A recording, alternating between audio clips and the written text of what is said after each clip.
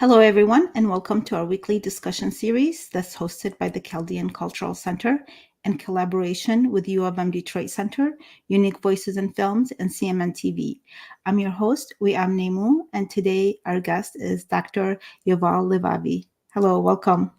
Hello, how are you doing? So Dr. Yuval Levavi is an Assyriologist specializing in the socio-economic aspects, material culture, and political history of the ancient Near East, particularly focusing on first millennium Babylonia.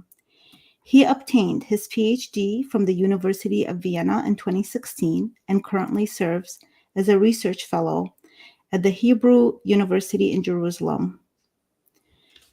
So, let's talk a little bit about your history and how you got, first of all, where you were born, your childhood background, and how you got involved or interested in this field. So hello and thank you for the invitation. So I'm from Israel. Grew up in the Galilee, in the northern part of Israel, and the how I came to Assyriology is basically by chance. I know that a lot of friends and colleagues I hear often telling about how they were into ancient history as a child, Roman history, medieval, Chinese, whatever ancient culture. I wasn't like that, actually. I ended up studying biblical studies and archaeology for my BA in the university, which is basically due to the fact that I have a really good high school teacher that somehow made me think that this will be interesting. I didn't know what I'm getting into. I didn't have a better idea.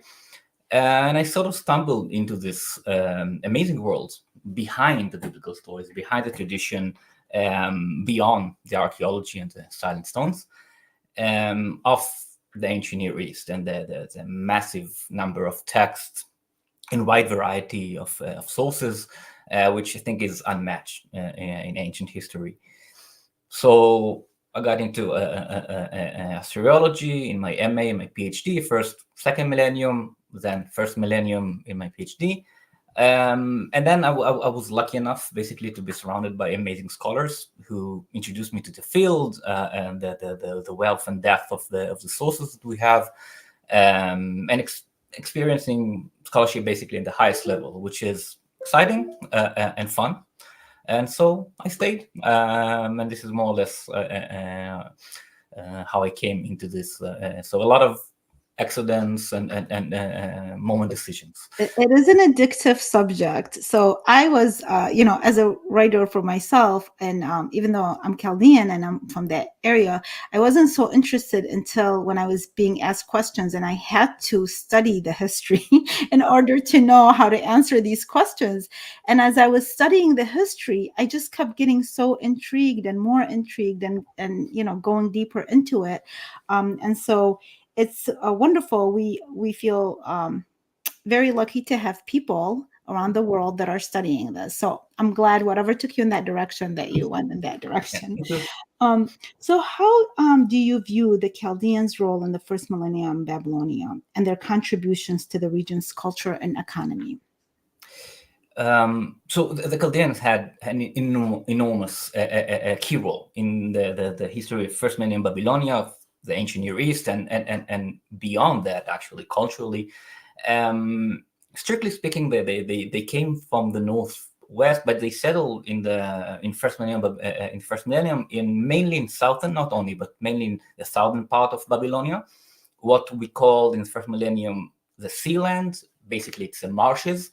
It was often, especially in the earlier centuries, was called also Bit Yakin, named after the Chaldean tribe that settled there. And this area of the sealand, of the marshes, was of great importance, both economically and politically. But it was also at the same time notoriously difficult to control, as many rulers from the Assyrians to Saddam came to realize. But not only that they sat there in the south, they also we also have the Neo-Babylonian state or empire, which was founded by a Chaldean family, so Nebuchadnezzar, And interestingly, they actually came, so the family came, at least in the recent generation before coming to power, they came from an urban center, from Uruk, which is in the south, but it's not Sealand proper. And this shows that the Chaldeans were fully woven into the Babylonian fabric, if you want, and not just isolated in their territories and in their tribal framework. And the impacts on history, again, not only in the region, is huge. The thing is that the distinction at some point between Chaldeans and Babylonians became, especially for outsiders, kind of unclear. And this is why in biblical sources and in later Greek sources, we see that they just refer to Babylonians as Chaldeans.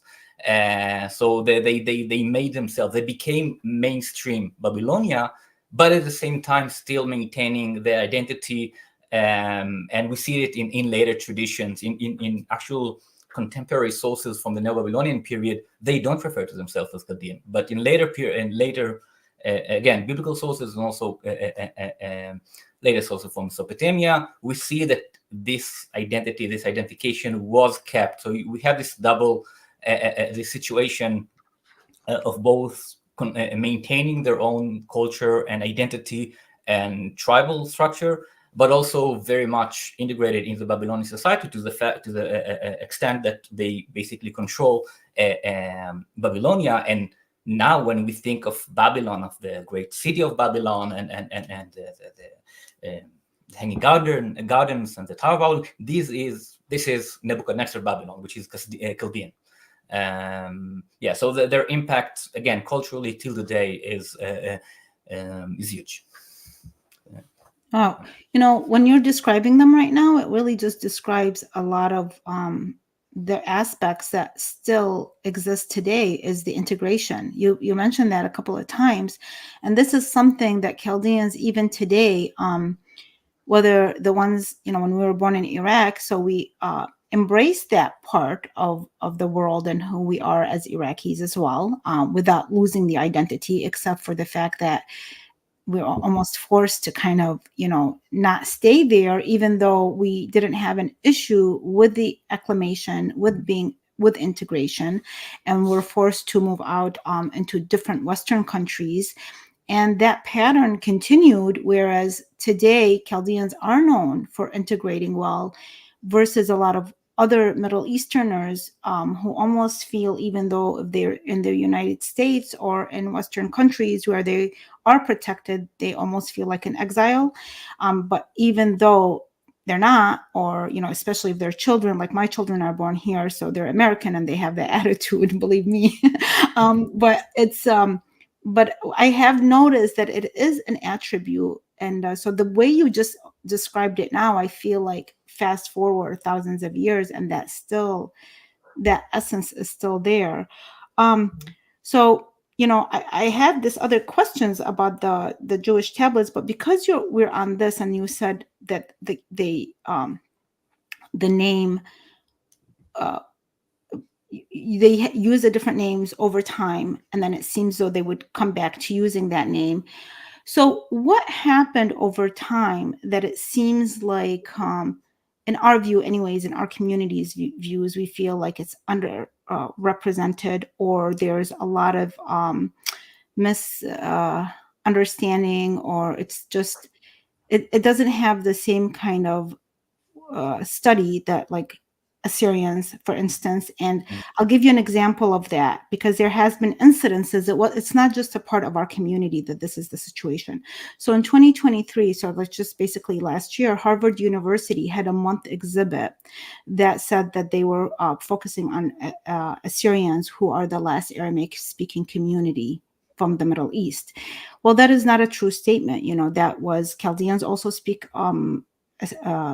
Aramaic, and so do Syriacs. And I actually did email the department trying to understand, we don't feel like we're that hidden, so we were wondering what what led to the point where it seems like our name was diluted or like almost erased. Another example, actually, just because to show. There's this book by Professor Caesar Farah, which was published by Syracuse Press, and it says an Arab's journey to colonial Spanish America, and it was Reverend Ilyas al-Musali kept a travelogue of his trip from Baghdad to the Americas, to the New World. And this was, he left in 1682, I believe. Yeah, it was in 1682 he traveled, and he documents, and he was Chaldean, and he states that through the whole thing. So there's no problem of people, because we're from Iraq, so there's this. But in academia, why is there, or it seems like we've been kind of left out in some cases, especially given everything that you're just sharing right now? Well, this is it's a very interesting question. I think it falls into two separate disciplines. I don't know if disciplines, but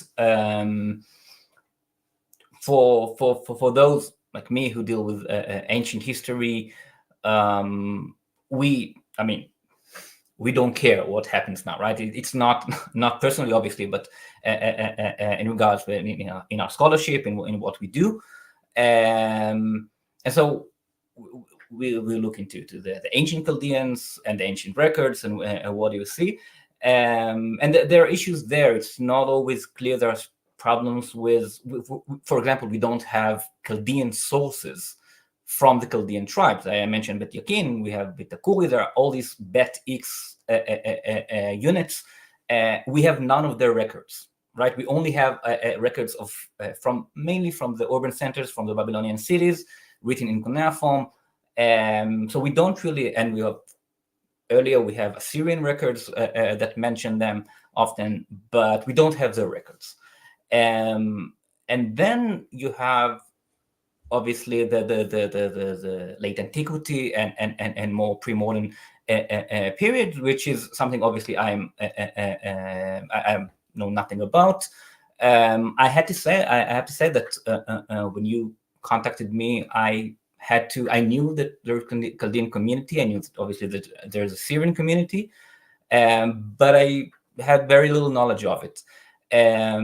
I don't have a good answer why, or any idea why is it. Well, actually, it is a good answer. I mean, it's a really honest answer, yeah, and that's always a good answer when it's honest. Because I was going to ask you that maybe, I believe, we were talking before the interview, and I mentioned to you that we've, knocked on the Holocaust Memorial Center's door, which was our neighbors, a couple of times for help, especially when I started working at the Chaldean Cultural Center. The former executive director said, if you need help, they've been very helpful, so you can reach out and ask them. And so we were doing this project, the digital storytelling project. And I remember the librarian there. I'll never forget this because it was a shock for both of us. It was that kind of experience where I said, we are documenting the Aramaic language by its native speakers, and we're doing this digital storytelling, and we wanted, and they've been doing it for like 5 years back then, so we were just starting. And she was shocked, and this was a librarian, and I know she's super intelligent. She was shocked that our community, which in Michigan has the largest population of Chaldeans in the world after what happened in 2014. So she was so surprised and did not know that they were Aramaic speaking people, that we were. She knew that there was Chaldeans, but she didn't know we still spoke the language. And then so she made an exception, even though it was COVID, for me to meet her by myself with a mask on. She said, we're not letting anybody in, but you're welcome to come. And then when we met, and then her husband is a professor who is studying or interpreting the Talmud, and so her involvement was so deep. So she was shocked by what I stated. I was shocked that they did not know, but I do know that when I left the place, the first thing that came to mind is that it's our job. At the end of the day, really, it's the community's job to bring this awareness. So me, reaching out to you, that's part of our job, to better understand, given the amount of study that you've done, which is very useful for us, and we're very appreciative. But at the same time, we have to reach out to understand and to learn about this, and this is how you get to know about us. So do you think that part of it is because of the community? we think, when we discuss this amongst each other, we often, we were on survival mode for so long. The last couple of times I've gone out to do the digital storytelling, where I interview Chaldeans about the Chaldean American experience, most of them were busy trying to find a way to leave Iraq because of religious and political persecution, whatever persecution. So that mindset, so they know who they are. They'll say, we're Chaldeans, we know our history, we're this, we're this, we're that. But they spent at least half of their life trying to find safety. So I'm thinking maybe that's what it is. And what do you suggest, as especially with the newer generation? So I was born in Baghdad, and so for me as a writer, it seems natural that I would be interested in these topics. But what I'm finding is we have an enormous amount of youths who were born here. They're like half my age, who are so interested in this, and they're kind of trying to find their leggings, to try to find how can they learn about their history first and foremost, and then how can they bring awareness to it. So as an expert and yourself, where you are in the Middle East too, so you totally understand Yeah. the dynamics of everything I've just told you. What advice would you give us? I normally leave this kind of question towards the end, but I'm sorry, I'm really intrigued by I just Um, feel that we can learn so much from you. yeah, so this all sounds very familiar. Obviously, a lot of the issues are shared by many communities. And I think, as I mentioned before, the academic discipline, the borders between different academic disciplines, is actually, unfortunately, is very practically. It's very important here, because ancient historians we're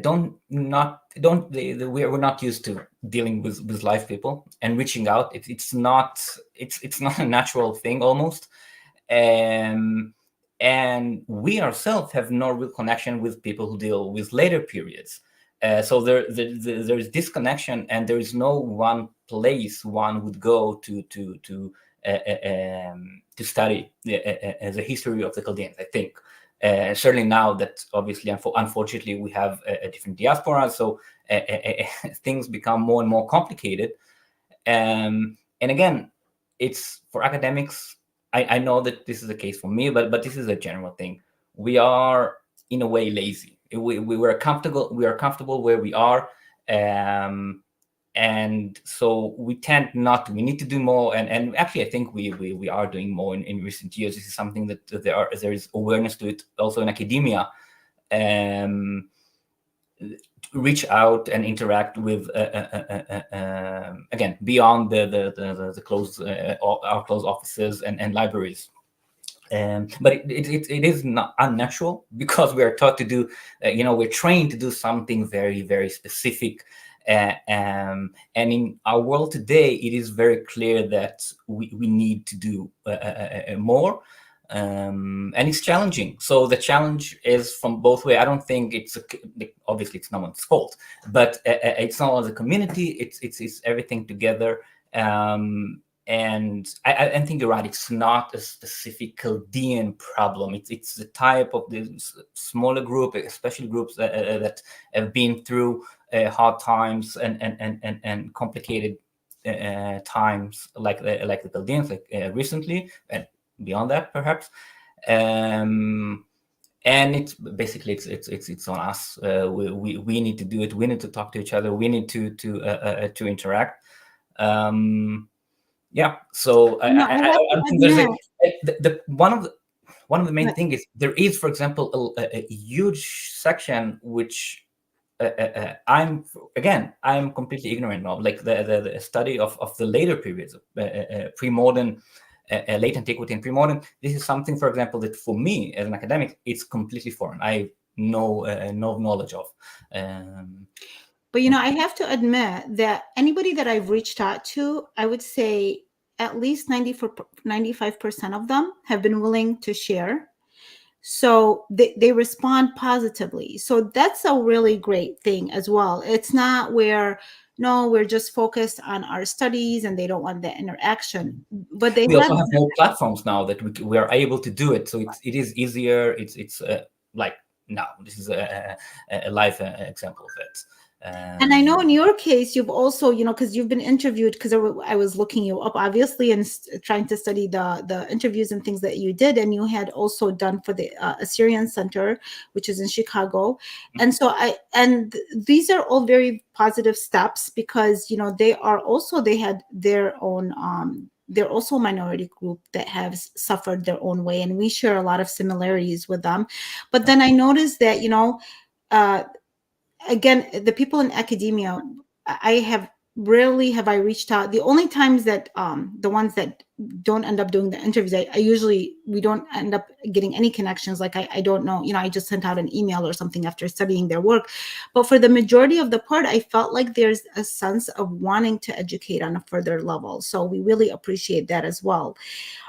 So now let's talk about something I've had so much fun working with, which is the tablets that were discovered in 2015, the Jewish Babylonian connection. I learned about it mostly after, well, I knew about it before, but mostly after I worked at the museum, because we have an area, an exhibit that talks about that. But then now we're moving to a bigger museum, and we're expanding on that experience, because when the museum opened, there was still not enough research done on the tablets that were discovered in 2015. That were like over 100 tablets that were brought by Mr. David Sofer.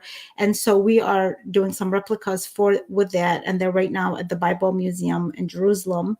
But what has been discovered, the relationship between the Jewish and the Babylonians during that time through these tablets, that was maybe prior to that was different? What perceptions, if anything, did it change?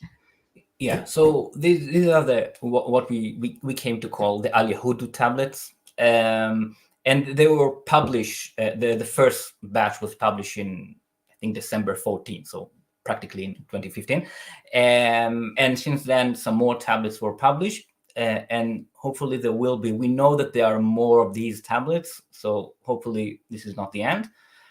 And what's unique about this group of tablets is that, first of all, from an Assyriological perspective, regardless to the Judean question, and here I refer to them as Judeans because they came from Judah. So we're still not talking about Judaism, just where they came from, is that this is a rural archive or group of or tablets, which is very rare and very unique. Because I mentioned earlier that most of what we know, almost everything that we know, comes from the cities.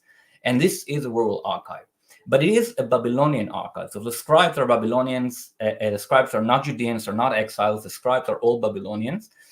But indeed, many Judeans are mentioned in these tablets. Many of them actually live in a place called Yahud, so Judah, basically, and all around. And we know from other tablets, later tablets, so they were discovered earlier, but they recorded a later period, that many Judeans were still living there 150 years after that. But what is unique about this group of tablets is the first tablets, the first records are about, I think, 17 years after the exile. So this is really the first generation of exiles that was brought to Babylonia. We don't have much of the earlier periods. Most of what we have is, we get more when we get into the Persian period. But still, it filled a gap of about 150 years that we have no, except for here, like single tablets here and there, single individuals here and there. Now, for the first time, we have hundreds of exiles, Judeans exiles, recorded living their life in Babylonia. And this is a window into the experience of this exile that, well, obviously we hear of the exile, the deportation and exile in the Bible, but these are not the exiles that, these are not the scholars who, so to speak, wrote the Bible. These are the commoners who reported to the agriculture hinterland of Babylonia, and had to live their life interacting with Babylonian authorities, with other exilic communities, because they are not the only ones there. So many exiles from all around the empire were brought to this area. center south of a part of Babylonia, and living their life, working the land. They were they got land. They had to pay taxes and to serve sometimes military or maintenance obligation. Infrastructure maintenance is something they had to do in return to their land. And basically, again, there were exiles, so obviously they could not return. So again, it's a window, a really early window, something we didn't have before, to the way these people actually live. We don't have, unfortunately, in this archive much about their private lives and religious practices and cult, because again, this is an administrative Babylonian archival group of tablets. So this is kind of disappointing. Many people will hope that we will find, do they celebrate holiday? Do they keep the Shabbat? Do they? And these questions are much harder to answer. But for example, we do get a lot of new names, and from names you get learn a lot. Just the names that they gave their children is something, if we speak of in terms of identity and question of identity, names, private names are very important. So this is a great trove in this respect. So why were the Babylonians? Do you guys know why it was the Babylonians that wrote these tablets and not the people themselves? Yes, this whole area, it's a system that we call the land for service system, which is basically as it sounds. You get land and you have to give to serve the state, the empire. So they're not completely free. These are not slaves. This is important to stress. These are not slaves in any way, but they are bound to the land and to the taxes that they have to pay, either in service or in kind or silver and so on. And this is a way the Babylonians were able to make use of more land. They have too much land and not enough manpower. So this was, which is a general problem we see in Babylonia. Again, they have a lot of land. You can just dig a canal and then you can water an entire field, but you still need people to work the field. And so a lot of the people who were brought after deportation, after conquest, they were just settled in these small villages. And oftentimes, as I mentioned, many Judeans were living in a place called Yahud. We have places called Ashkelon. We have a Gaza. We have a Tyre. So we have all these mirror places, villages of communities. Of course, many Arabs in this area.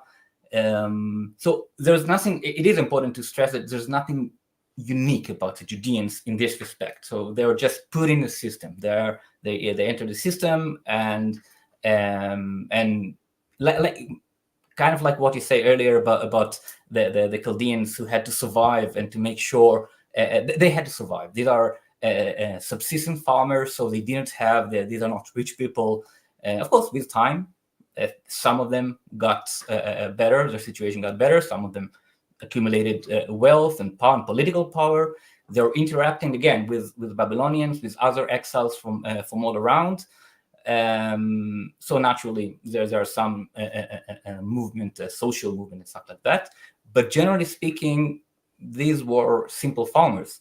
And yeah, for the Babylonian, it was a win-win situation. Well, now I'm supposed to be ending the interview, but now I have to ask you. So if they came from an area named, or they lived in an area called Yehud, so this is the first time I hear this. Yeah. So we called the Jewish people Yehud in Arabic, right? Yeah. So did that come from, which came first? Like, or, I mean, is it because of the land that they were called that, or the area, or? Yeah, so the land, you see it obviously in the biblical sources. The land is called Yehud, Yehuda. Obviously, the different versions of the same name. Yahad in Aramaic sources, you see we have coins and other documents in Aramaic, so it's called Yahad, but version of this name. And And I don't know exactly the Arabic, like the contact, when was the contact made. So I don't know the Arabic rendering. But yeah, obviously it's all coming from the land. So they're called. This is why again we call them Judeans at this point, at this stage, and not Jews, because usually when you talk about Jewish or Jews, we're talking about the religion, and this is slightly later. It's anachronistic. You will hear talking about the Jewish exiles and stuff like that. In scholarship, we prefer the Judean. It's more sterile in a way. Yeah, thank you for clarifying. Now I understand this. This is the first time, even though I've been reading the book and we've been trying to do research on this, but you always find something new. And this fact that it just I don't remember coming across it before, which I find very interesting. In fact, it's interesting because in the earliest tablets that we have, in the two earliest tablets that we have, this village is actually called Alusha Yahudaya, which is literally the town or the village of the Judeans, Shayahudaya. Later, they just shorten it to Yahud. And we see other places, like there are people from Nairab in Syria, that again, the place initially called the city or the town of the Nairabians, and then they just call it Nairab. So it's obviously there's no official committee to vote for the name. That's what we call it in Aramaic. Bottom up. Yeah. Well, that's Yehudiah is what we say in the Aramaic language. Is so Yehud is in the Arabic and Yehudiah. Very interesting. I'm going to look more into that. And so this is one of the reasons that we keep getting deeper into this interesting history, because it really is. And then you end up finding out that there's roots that are longer, even with the word. And as I said, there are more cuneiform tablets, I think, than any other ancient sources that we have, because it's basically mud that if you leave it dry, it stays. So we have hundreds of thousands of texts of cuneiform texts of all kinds, and sometimes we get lucky to find we still hope to find the Chaldean, the Bit Yakin, Bit Takuri archive. This we still don't have, unfortunately, but hopefully. And I think the tablets that were discovered, which you said they were published, when were they discovered? And then you said they were published in 2014. So I probably read the articles that are in 2015. So maybe December 14. So maybe in some places it's called 15 even. These tablets come from private collections. Not only, you mentioned the David Sofer, there's other collections as well. These are part of the tablets that came to the market during the mid-19th onwards. And it's not a coincidence that a lot of cuneiform tablets arrived to the market. Did you say in the mid-1990s? In the 20th century, so in the end of the 20th century. So in the 90s. Sorry. So they were not. They were published later, but it was over. The first one was published in 96. Single tablets were published in 96, 97, then few more in 05, 06, and then but the large batch of 100 texts from the Sofer collection was in 14 or 15, and then just a year and a half ago, another 100 or so tablets were published by Cornelia Wunsch, who's co-written the first volume. So it took a while, obviously, to publish. These are complicated texts because they are peripheral, so they have a lot of peculiarities. Not always easy to read, and so it took some time. But we now know hundreds of them, and again, still there'll probably be more. But they are from private archives, so no, we don't know exactly what. It's not regulated excavations. And again, many of the tablets that flooded the market in the mid-90s are basically the result of the first Gulf War and the mess that unfortunately was happening there. So these are from private archives. It's not, they're not, again, which means also we don't know, we know more or less where this Yahud was, but we don't know exactly. We cannot pinpoint the place. So when archaeologists discover something, is there a time space that from the time that it's discovered to when they publish it, like they have to investigate into it and get all the, or is that not necessary? Is there It's like a long process? So could there be something that's already right now, for instance, discovered, but it's not yet released and published? Well, yes and no. Yes, it takes sometimes. It's also an individual. It's case by case. Some archaeologists work faster, some slower. Like Assyriologists, some publish faster, some slower. But nowadays, if an archaeologist would, and archaeologists are returning in recent years to Iraq, fortunately. If someone would have found something, they would announce it in a press conference. This would be great, big news. So I assume that no They're one. not going to wait and hold their breath, and then they're No, not. no, no, no. By the way, just like we knew of the tablets from the mid 90s, but they were only published in big numbers 20, 25 years later. So it's difficult to sit on something like that, a tablet, a Judean 15 years after the exile, and just wait for the proper publication. Academics tend to, they want to be heard. So, yeah, there would be a This press was so fascinating. I really appreciate you sharing all of this. I know I kept you a little bit over because it's just, we got into more detail. So it's very fascinating. Any last words? I mean, I guess, words of advice for the community or just for anybody, just anybody that's interested in this topic, basically.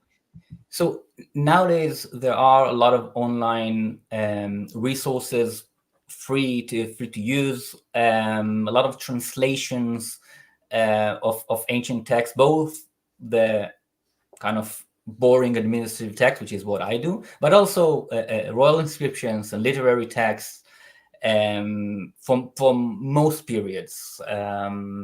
So a simple, I can give some website, but a simple Google search will immediately direct you to the right place. So it's much easier to find primary sources online and good quality primary sources with translations, modern translations. Of course, a lot of scholars now have personal pages in which you can find online I was just papers. going to mention, so your page is really very rich with these topics. So can you share your page with us, please, for people that want to read further? I think it's Yuval Levavi on Academia EDU. So Academia EDU is like the social networks or in the humanities. Yes. And since it is our interest to have as many people read our papers, then people tend to upload PDFs whenever they can. So if you don't have some copyright issues, you would just upload the PDFs of the papers, and you can find a lot of sources there. People also upload teaching aids and stuff like that, and videos. I think you have to have an account, but it's just free. Just register. It is free, right? And that's what I think. That's the link, that you gave me that I looked up that had probably your papers and a lot of the topics that we discussed on today. You go more in depth, obviously, through your Academia papers. EDU. And most scholars, if you hear a name of the scholars, is a good name. If they are active scholars, there's a good chance you can find their material online. Especially the younger they get, the more they tend to upload their stuff online. But yeah, it's a great resource. And again, there are many online. So ORAC is an important portal, CDLI, EBL, all these initials that I'm not going to get into, but it's very easy to find. So it's not yeah. Wonderful. Well, thank you so much. I really appreciate your time. This was really fun listening to. I learned so much. And thank you, everybody, for watching, and have a wonderful day.